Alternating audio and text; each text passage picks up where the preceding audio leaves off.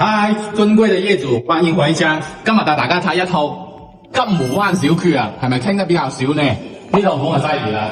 嗱，呢套房以前拍緊電影過嘅，之前咧就拍到成50萬，後面咧就拍到47。哇！今日業主終於攞晒佢嘅所有誠意出嚟，呢邊就係佢哋嘅入戶門位置啦。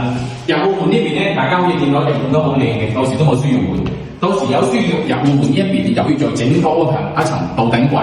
再整一整個吊頂咧，咁樣就更加靚啦。入戶門嘅右邊咧就係我哋嘅廚房位置。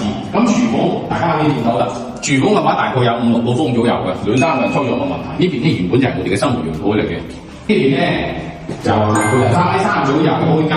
咁重心咧就大概係9個風9米左右，或者呢個廳咧成27、8個風左右啦。呢邊就係我哋衞生間。嗱，我哋啲房間係歸邊嘅，2隻房間，大兩房係每人入境74個方。哇！呢度俾同妻去下邊人哋就係2套房。咁我哋大家睇睇埋主人房呢一邊。嗱，主人房呢邊反正而家全部都標配有嘅，喺啲空調到時佢留翻喺度咯。應該係留喺度，等下再問一問。佢要搬嘅嘢好似都已經係搬咗啊。係啊，嗱，呢隻主人房夠晒闊嘅，大標窗，雙層玻璃嘅。嗱，呢度雙層玻璃嚟嘅呢一度。咁木出邊咧係南向嘅。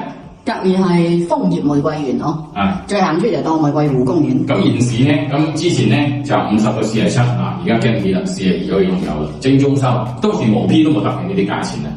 咁所以睇你咁樣拍緊嘢。記得關注哦。